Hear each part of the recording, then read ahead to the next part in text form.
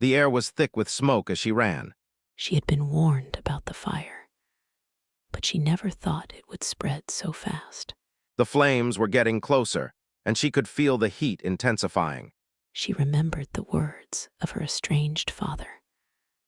Always find a way out. But which way was out? The smoke was choking her, and her eyes stung from the ash. She stumbled upon a narrow stream and followed it, hoping it would lead her to safety. As she walked, the fire grew louder, a deafening roar behind her. She knew she couldn't outrun the fire forever. The stream opened up into a small clearing, and Sarah saw a glimmer of hope. A fire truck, sirens blaring, racing towards her. But as the truck drew closer, she saw the firefighters were struggling to contain the blaze. The reality of her situation hit her. She was on her own. She took a deep breath and kept moving forward into the unknown. The fire crackled and popped, a constant reminder of the danger behind her. She walked for what felt like hours, her legs aching and her throat parched.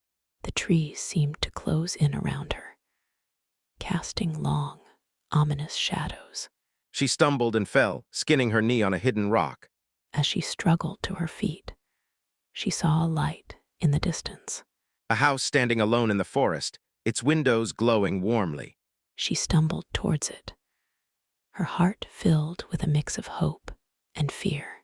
As she reached the door, she hesitated, unsure if she should knock. But something about the warmth and light emanating from within drew her in. An old woman, kind-faced, looked up from her chair by the fire. Sarah collapsed onto the couch, tears of relief streaming down her face. The old woman handed her a warm cup of tea, and Sarah felt a sense of peace wash over her. But as she sipped the tea, she knew she couldn't stay here forever. The fire was still out there, and she had to face it eventually. The old woman seemed to sense her unease and placed a reassuring hand on her shoulder. She knew she had to keep moving, to find a way to survive the night.